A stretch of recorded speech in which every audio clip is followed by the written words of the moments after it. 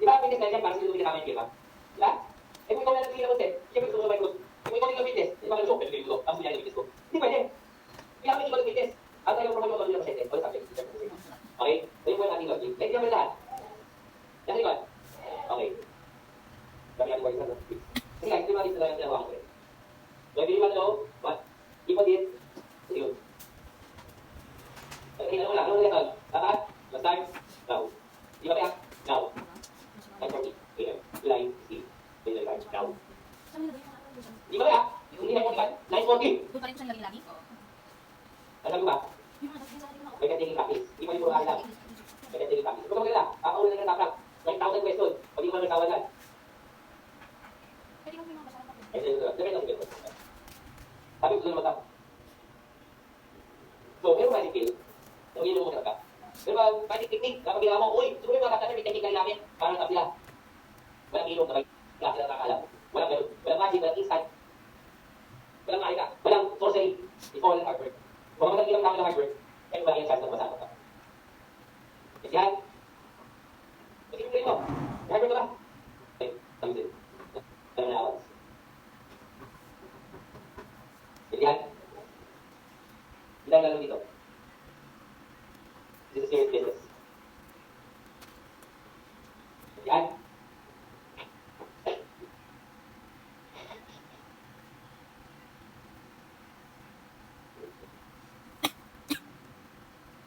Okay. Sige na. Ang iya. Sige na.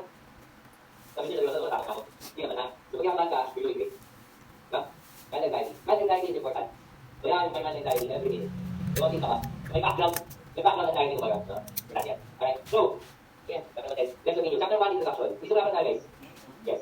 Pero pwede rin ito. Nahihatin ko rin. Nahihatin ko rin mga importante concept. So, tuloy-tuloy tayo dito. Sige. This is problem. Lahat po ng research ay wala problema. May mga COVID-19. Di ba kailangan ng mga scientists na COVID pa? Bakit kailangan may kailangan ng COVID virus? Ano? Paano dyan ah? Ano first virus? Tipo. Kaya po, ang COVID-19 ay kailangan ng mga scientists sa 2020 na magka-problema sa akin. Kapag ito ay yun na, P. Okay, and therefore, yung natin yung kailangan, sila tingin develop vaccine. What is the problem? What is wrong? And it's based on your data. Kung ano problema, magkakagawa ng research tungkol doon. Kailangan yung problema, may mapapagdek, di ba? So, and therefore, if you're going to do research, it must also be based on your own curiosity and interest. Ngayon sabihin, yung ito, kung saan magiging masaya, kasi you will be using a lot of your time to do this research. Kailangan masaya ang ginagawa mo. Ito lang ang ginagawa mo. Okay? Kaya next, goals and objectives, yung sabi natin kahapon. Ang research ay goals and objectives, parang yung planning mo kahapon sa leadership management. Ano ba yung goals? General specific? Okay, objectives and specific? Okay, so bilang leadership management, may goals and objectives. Research, goal and objectives. Goal ay yung isang statement na malaki. And objectives, yung mga specific statements, specify na goal. No? Okay, next. Research question. Third. Okay, kahapon, anong study pinaka importante? Use like letter B. 1, 2, 3, go. 1 cc. 1 cc R? What is the factor? What is the factor R? B. O. S. D. C. Ganun. Research, then decide, gusto mo, kasama ko lang decide. Dapat mo malaman. Bawal mag-words, whoever 45, nag-D, o ano. Ano po yun? Bird. B. R. R. D. Bird. Again? Bird. Anong bird pero? Ano lang bird, bird, bird. Okay? Letter B. Okay? Population. Mga tao. Ano yung mga tao? Mga tao. I. IV. Tapos tayo dyan. R. Relationship. Ano yung relationship, guys? Connection between IV and D. Okay, guys? Relationship is the connection between IV and DV. Connection between IV and DV. Kasi pa yung DV mo yan. DV. Kaya first. Kasi ka? Pag natin first yung first. B. I. R. D. D. B. B.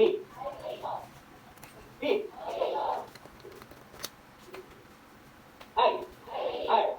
D. Okay. Ano yung example? Ano yung identify the part? Kaya ito yung B. Ito yung pinagitong kailangan mo, ha? So, pagkakapit nila ako ng question ka. Ito po yung kailangan ito. Okay? Sige. Among yung ano? Oo.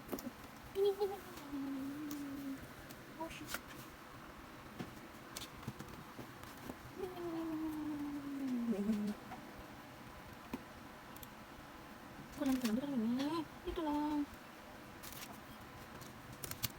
Hindi na lang ng duty yung Goods. Ito naman tingnan yung walls. Potential? Ano yun? Ano doon? Si mga?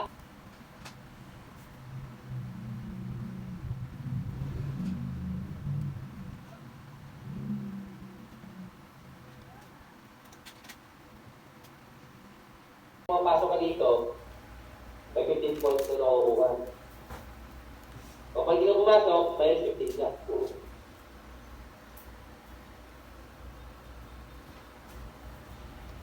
Kaintindihan? Yes. So kayo, minus 15. Ibig sa 500 ka, 485 na lang. Ah, sige. Ang kulit ko, no? Kasi magalit ka ako. Talagang pinupok talaga kita, no? Kasi ito rin last time na makikita kita eh. So gusto kong dapat sugar coat. Para mag-isip. Okay, next. Evidence-based practice. EBP. Evidence-based practice. EBP. Dati nung araw, doon pa naman Paringer's Ratchet,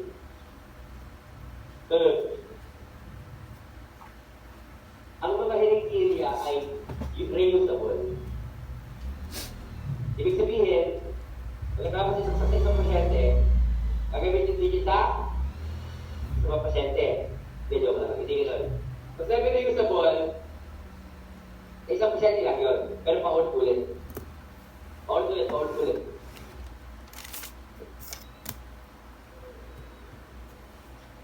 Pero ngayon, gano'n pa ba? Pagod ka talaga. Okay. Ang dumi ba naman nung labas? Hapon. Ang dumi ba naman nung labas? Bakit kaya nung araw reusable, pero ngayon single use? Isip niyo ba yun? Bakit kaya may mga ginagawa noon, eh, hindi na natin ginagawa ngayon? Kasi may gumawa ng research tungkol doon.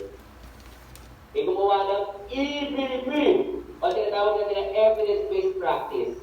At sa EBP, evidence-based practice, kinompare ang clinical intervention. Kinompare ang clinical intervention. I-compare ng clinical intervention. May dalawang bagay, may nagbagda at tinikan sino mas okay. Kung sino mas okay, saan mo susundin. Kung sino hindi okay, kayo, malilimutan. At hindi na po babalikan ulit. Okay. Kanina, pinag-usapan natin si research question. Ngayon, pag-uusapan natin si clinical question. Ulit. Kapag involve EBP, anong klaseng question yan? Pag hindi mo narinig sa cellulose EBP, anong klaseng question yan? Research question. So, kailan mo iisip si clinical kapag anong klaseng research? EBP or evidence-based practice. So, ibig sabihin, ilang klaseng question na ang alam mo ngayon? Dalawa na. Ano una? Ano yung dalawa? Clinical question.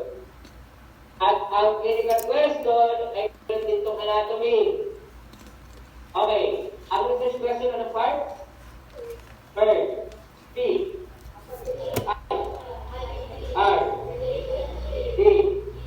Kasi clinical question, ganun. Pico. Population. Same pa rin mga tao. Pero yung I, hindi na IV. Because it's intervention. C. Comparison. And O. Outcome. Kasi natin. Kailan tinatawag yung population? Sinabi ko na kanina, mga tao. Kailan tinatawag yung intervention? Newer system. Di ba remember, sa EBP, may dalawang intervention na pinapagka para malaman yung mas maganda. Yung mas bago, yung mas nagkatotoo na intervention. Yung comparison, yung older treatment. Ibig sabihin yung kasalukuyan. Ano din ba alam?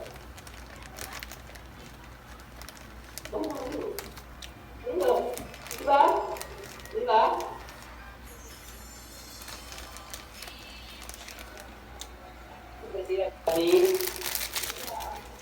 Socially distant.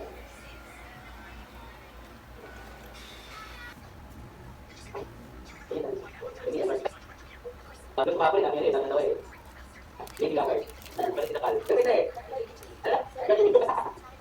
Ano to? Ano?